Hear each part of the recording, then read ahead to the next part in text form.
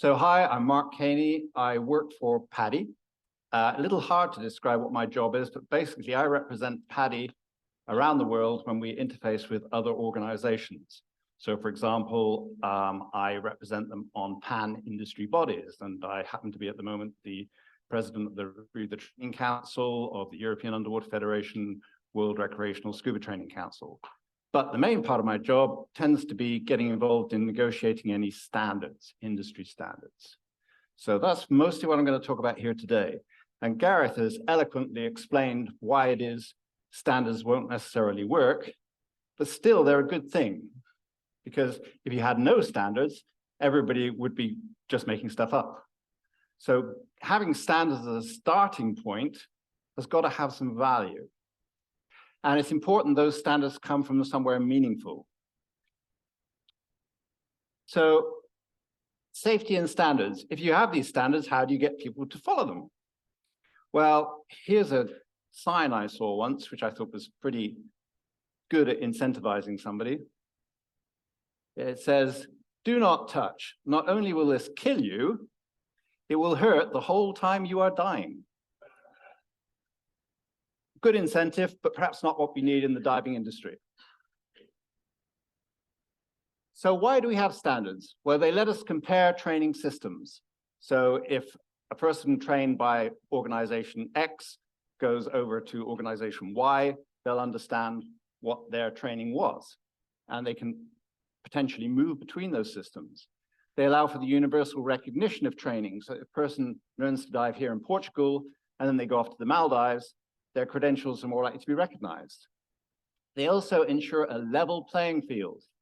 So that if you are running a dive center and your courses, for example, include a program which has 5 dives, your competitor down the road who's using a different training system should have a similar number of dives. You should have at least a baseline of starting points. So he's not going to do the same course in 1 dive.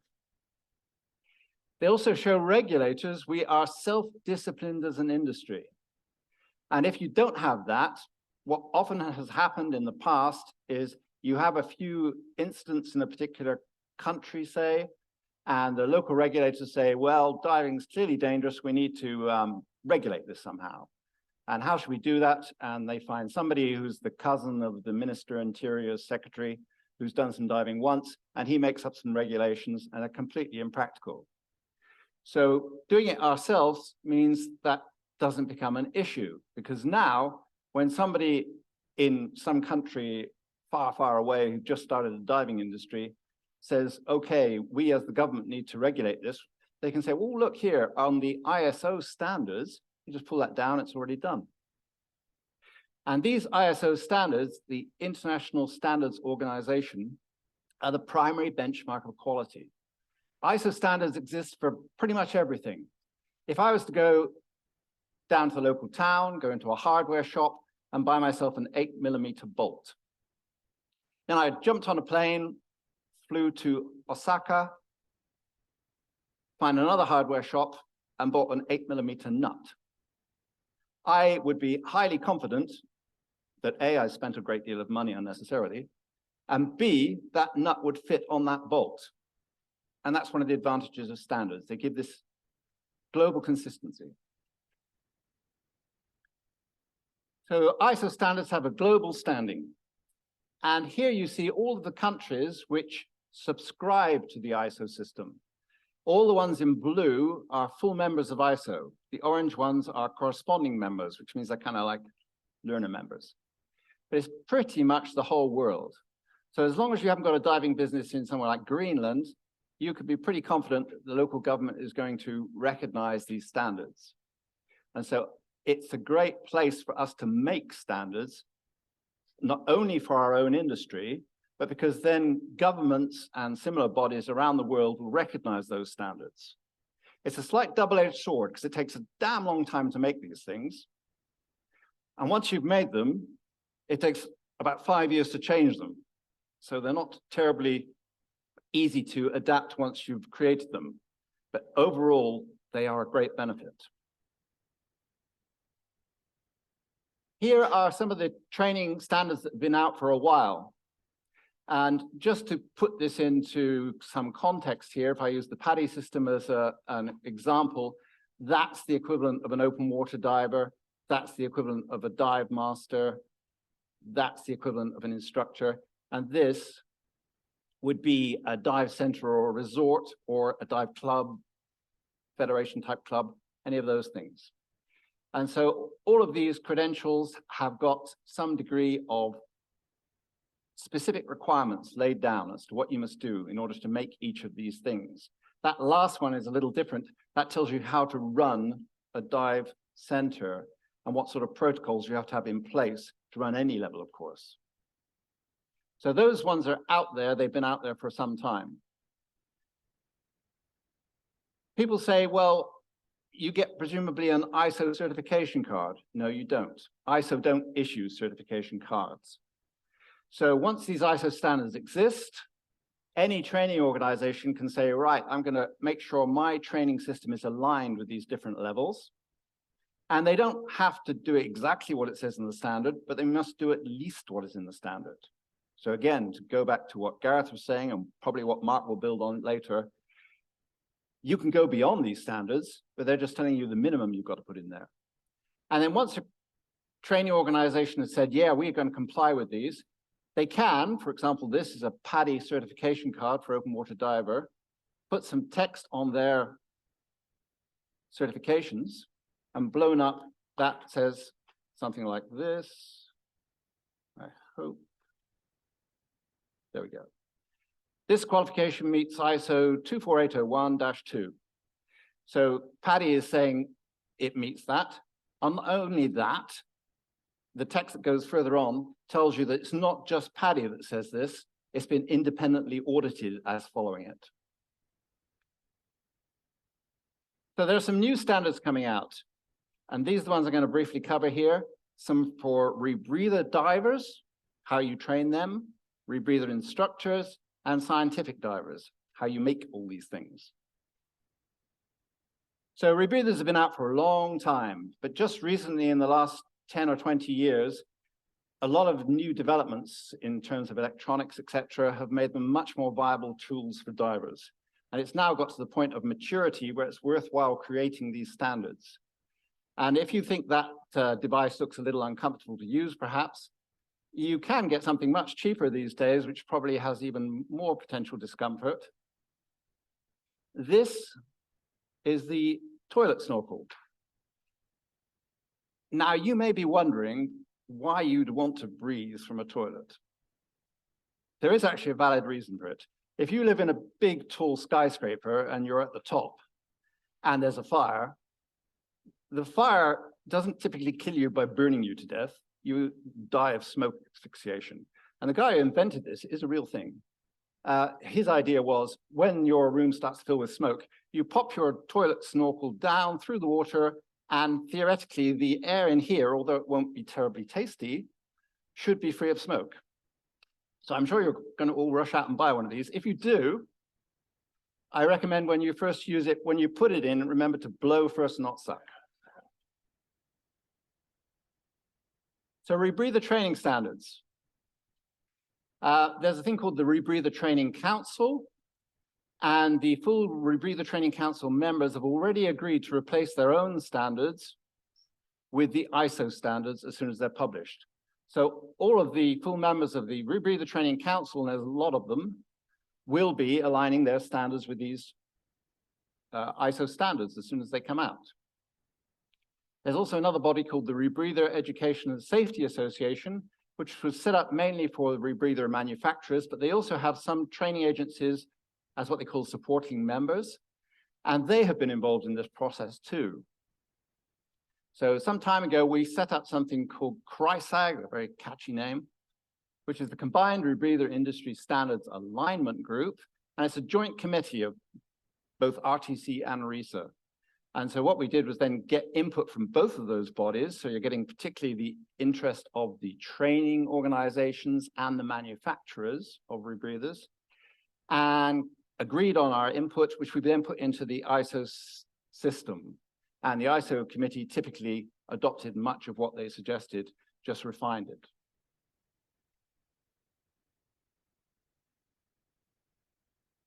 here are the standards that are being worked on, 5 of them. The first 4 are for different levels of diver, and the last one is about instructors. Now, these first 2 have been finished. They have been voted on and approved, and they're going to be published in the next month or 2. And it's pretty obvious what they are. The first one is basically teaching you to dive to 30 meters without decompression using a rebreather. The second one takes you to 45 meters if you're using helium in the mixture. If you're only using nitrox or air as your diluent, then it's limited to 40 meters. So those 2 are imminently going to be published. The next 2 are being worked on still. And the last one, that's a single standard which will tell you how you make an instructor for each of those 4 levels. Now, if you're interested in rebreathers, I'm going to just go slightly off piste here and recommend you attend a thing called Rebreather Forum 4, which is happening in Malta next year. There have been 3 rebreather forums in the past, you might have guessed that. And they all took place in the US over many years. It's been quite a big gap since the last one. This next one will take place here in Europe, in Malta. I strongly recommend attending that if you have an interest in rebreathers. You'll find that the state of the art tends to be defined at these events. And there are a lot of very good speakers, and you tend to come up with a big bank of knowledge at the end of this, and papers are produced.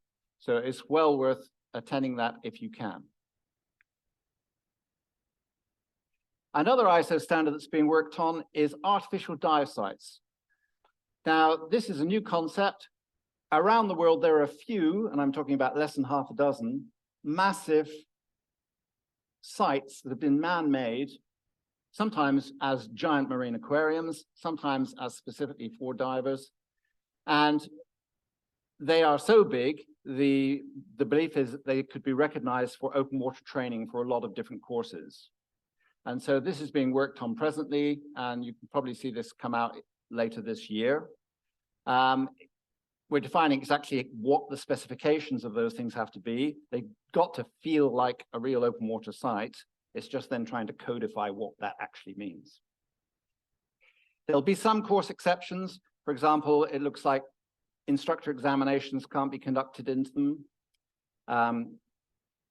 Probably, for example, rebreather diver training, you'll be allowed to do the first, say, 3 dives from a rebreather training course. The rest will have to be done in traditional open water. But this is all still being worked out. So that will come later, but I think it'll be a useful thing because not only will it then recognize the few of these sites around the world that exist presently, it also will be very useful for anybody who's got a few million pounds in their pocket or euros or whatever, and they fancy building one of these things. They'll have an idea of how big and complex it needs to be in order to meet these requirements.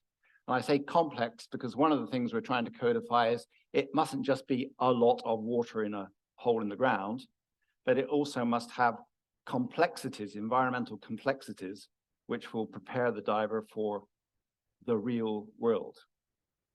And I think it probably will help the diving industry quite a lot if these things start to become more prevalent. Turning now to scientific diving, this is a new development, relatively speaking. This started in 2001. Somebody has sent me the speaker's fly. I swear it just sits here and waits for us to come out. I recommend any future speakers, before you come up, this is an unusual piece of advice to a speaker, cover yourself in insect repellent. Scientific diving is an area which didn't have international standards as such beforehand. What they did have was some bodies which were pan-national. For example, there was the European Scientific Diving Committee, and a relatively new body was the World Scientific Diving Training Council, which was based out of the US. They came up with their own standards, but they weren't really universally adopted. Well, when I say universally, across the world, we haven't quite got to universal diving standards yet. However, they saw the need for having standards that could be used across the world, because the kind of issues you get are If you're a scientific diver, you perhaps learn here in Portugal, you then want to go and work on a project in Florida. When you get there, your credentials aren't recognized. So this should solve that problem. It will make it much easier for scientific divers to work across borders in different projects. Before this, it was hard for scientific divers to move to different countries and work. This should help resolve that. Likewise, governments, as I mentioned before, if you have an absence of standards, governments tend to just fill the void with something, and it's often not very practical. It doesn't help that industry work. Governments will probably prefer to use these ISO standards than making their own up. Saves them the work, saves them, in a way, the liability. So this should help us avoid this tendency for governments to impose unrealistic regulations. The first meeting was held in April 2021, and the agreement is to create 3 levels of training for scientific divers. And this is not really aimed at the sort of diver who's just doing it as a civilian scientist, as it were, the citizen scientist sort of thing. It's aimed at people who do this as a job. So these are the 3 standards in rough outline: scientific diver, advanced scientific diver, and scientific diving project leader.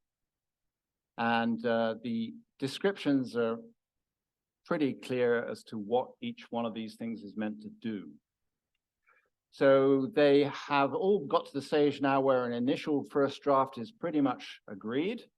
And now we're working on making sure that they work together properly and really finalize them. I mentioned before about certification. This is it. So as I say, once these ISO standards are out there, the different training agencies tend to say, right, we need to align our standards with these, make them at least cover all the points in that. They fill in any gaps. No problem for them to exceed them, but they want to make sure they at least cover those points. But anybody can say that. I could make up a training agency tomorrow and claim that I follow the ISO standards. So there is this separate body called EUF Certification International. And what they will do is send an audit team to your training organization. They will look at your training materials, make sure they follow all the ISO standards as a minimum. They will look at some training events to see that you're doing what you say you do. Look at your quality management protocols so you can police what you're doing. And if all of this works, you get a certificate like this, which lasts 5 years, which says exactly which of these standards your organization complies with. So that's the ISO standards, the International Standards Organization, or to give it its English title, International Organization for Standardization. And as Gareth has said, and as I say, Mark will probably build on, standards are great, but you need to then actually go beyond them, really. They are just your starting point. And this is where you get the difference between a good and an average instructor. And by the way, an example of this, I used to run a dive school in Cyprus for many years, and I had a team of instructors working for me. And I remember one time we were in the bar after a day's work, and one of the instructors was saying, I always get the wallies on my course. It's always me that gets the really bad students. And I thought, well, does he imagine that as people come into the reception, I screen them for stupidity and then send them specifically to him? And I had to have a little discussion with him afterwards and said, look, statistically, it's not likely you're going to always get all the wallies. There is actually a common denominator here. We maybe need to see how you are conducting your courses. And we worked with it and solved a lot of his problems. And the problems weren't coming from the student. It was what the instructor was doing. So we can always be better as instructors. We can always go beyond the bare minimum of what any standard tells us to do. And the type of thinking which Gareth has described, and I'm sure Mark will talk about as well, are important. The standards at the starting point, what makes the difference between a good, an average, and a bad instructor, are all to do with attitude. Thank you very much.